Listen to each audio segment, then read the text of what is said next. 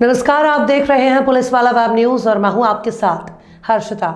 ग्वालियर में लाचार और बेबस माता पिता ने अपने बेटे की डेड बॉडी भारत लाने के लिए केंद्रीय नागरिक उड्डयन मंत्री ज्योतिरादित्य सिंधिया और मुख्यमंत्री शिवराज सिंह चौहान से गुहार लगाई है। दरअसल ग्वालियर के ललितपुर कॉलोनी में रहने वाले बाबू सिंह राठौर और उनकी पत्नी प्रभा देवी राठौर का घर में रो रो कर बुरा हाल है। उनका होनहार बेटा प्रणीत राठौर, जो पेशे से सॉफ्टवेयर इंजीनियर था, वो जर्मनी में म्यूनिक शहर में एक कंपनी में प्रोडक्ट मैनेजर के पद पर पदस्थ था, लेकिन 14 अगस्त को उसकी अचानक हार्ट अटैक से मौत हो गई। उनका बेटा धार्मिक प्रवृत्ति का था। बेटे और बहू ने श्रावण मास के सोमवार का व्रत रखा। उसने रात के वक्त अपनी पत्नी और 7 साल की बच्ची के साथ खाना खाया और खाना खाने के बाद वो नींद में सो गया, लेकिन अगली सुबह जब उसकी पत्नी ने उसे उठाने की कोशिश की तो वो उठ नहीं सका। इसके बाद तत्काल चिकित्सकों को बुलाया गया, उसे अस्पताल भी भेजा गया, जहां चिकित्सकों ने उसे मृत घोषित कर दिया। उसके पिता बाबू सिंह राठौर और मां प्रभा देवी अपने बच्चे का अंतिम संस्कार ग्वालियर में करना चाहते हैं। वो आखिरी बार अपने बेटे की सूरत देखना चाहते हैं, लेकिन डेड बॉडी आने में बहुत खर्चा आ रहा है। जर्मनी से भारत डेड बॉडी लाने में तकरीबन 10 लाख का खर्चा है। ऐसे में उन्होंने मदद के लिए ग्वालियर के महाराज कहे जाने वाले केंद्रीय नागरिक उड्डयन मंत्री ज्योतिरादित्य सिंधिया और विदेश मंत्री एस जयशंकर के अलावा केंद्रीय कृषि मंत्री नरेंद्र सिंह तोमर, प्रदेश के मुखिया शिवराज सिंह चौहान से भी गुहार लगाई है। कि बेटे को क्या हुआ और कहाँ उनकी डेड बॉडी है, क्या चाहते हैं आप? मेरा बेटा था 6 साल से यूरोप में है। 3 साल वो क्रोशिया में रहा और 3 साल से जर्मनी में म्यूनिख में। हम्म, वहाँ एक प्राइवेट कंपनी में काम करता, बहुत बड़ी कंपनी है। सामने देखिए। और उसका अ, वो उपास सब इंडियन नियम फॉलो करता था। उपास वगैरह रहता, हमारी बहू भी उपास रहती, बहू भी थी उनकी, एक 7 साल 8 साल की बच्ची भी है। हाँ, सब धार्मिक प्रवृत्ति के। तो सामने देखिए। इतवार को परदोष उपास था। हम्म, शाम को खाना वाना खाया, हम्म, रात को थोड़ा कंपनी का काम किया और रात को सो गए। तो सोते में ही इनको अटैक आ गया। जी। तो पता नहीं वैसे सवेरे 6 बजे उठ के घूमने जाते थे। तो बहू जब सवेरे उठी तो उन्होंने देखा ये आज तो उठे नहीं है। तो बहू ने उनको उठाया तो वो उठे ही नहीं। उन्होंने देखा तो उनकी सांस वाँस भी नहीं चल रही थी। फिर बहू ने जो है ना फ़ोन किया डॉक्टर को, डॉक्टर आए, हम्म, डॉक्टर फिर हॉस्पिटल ले गए और हॉस्पिटल ने उनको मृत घोषित कर दिया। जी। अब वहाँ पे मेरी बहू अकेली है और 7 साल की बच्ची है। हम्म, उस स्थिति में हमारी जिस कंपनी में काम करते वो कंपनी वाले कोई रिस्पॉन्स नहीं कर रहे हैं, हम्म, कोई देखने तक भी नहीं आया। उनके पास संपर्क साधन से कहा तो बोले हमारी कोई जवाबदारी नहीं है। हम्म, अब वो बहू इतनी परेशान है और हमने यहाँ के अपने जितना हमारा बन सकता तो हमने सिंधिया साहब को भी लेटर लिखा, हमने ट्वीट भी करवाया, हमने विदेश मंत्री को भी ट्वीट कराया, उनको भी लिखा, हमने नरेंद्र सिंह तोमर जी को भी लेटर लिखा, ट्वीट कराया, सारे डॉक्यूमेंट भेजे। और जितना हमने करना था यहाँ का पार्षद है देवेंद्र पार्षद, उसको भी किया, हम्म।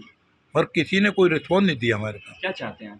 हम ये चाहते साहब कि अब एक हमारी 76 साल की उम्र है, हम दोनों बुढ़ा बुढ़ी है, हमारे पैर का अभी 2019 एक्सीडेंट में हम चल फिर नहीं सकते। तो हमारा कम से कम बच्चे का पार्थिव शरीर सही सलामत तो यहाँ आ जाए।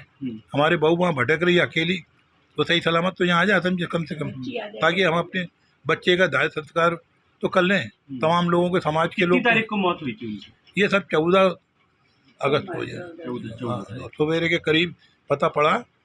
जब यहाँ पे अभी कितना खर्चा आ रहा है अगर आप प्राइवेट लाएंगे तो सारा खर्चा करीब करीब 10 लाख के करीब आ रहा है संजय। डेड बॉडी लाने में? डेड बॉडी लाने, बच्चों को आने में संजय, वो सब आपका 10 लाख रुपए।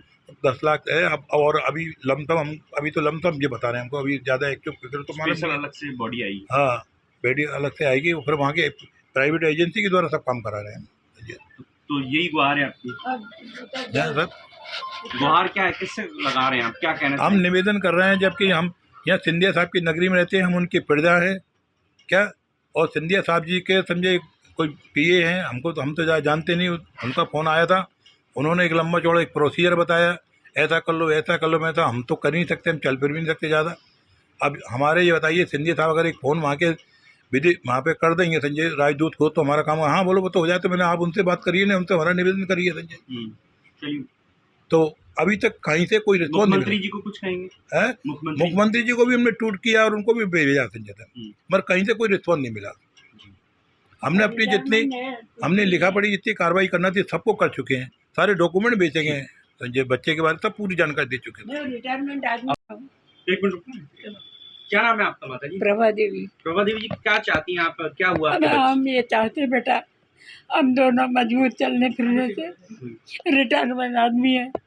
अब बेटा मेरा वहाँ फंसा हुआ है, कोई सहायता करने को तैयार नहीं है। सबसे प्रार्थना कर ली, हाथ जोड़ के। मैं चाहती हूँ मेरे बच्चा आ जाए ताकि मैं उसका जो करी करूँ वो करूँ। अब मेरी बहू बेटी आ जाए यहाँ पर।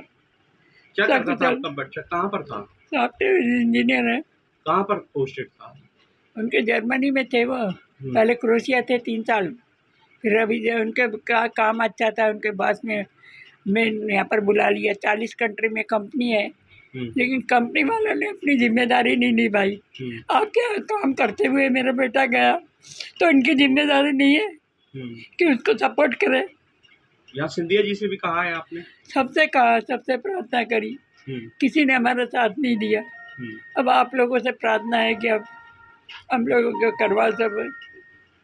तो मैं क्या मुख्यमंत्री को कुछ कहना चाहेंगे? कहूँगी मैं कि देखो आपके रहते हुए हम लोग क्यों परेशान हैं। बस मैं चाहती हूँ मेरा बेटा बहू यहाँ पर आ जाए सकुशल। ठीक। अब मैं क्या बोलूँ इससे, मैं बोलने की स्थिति में नहीं हूँ। ठीक।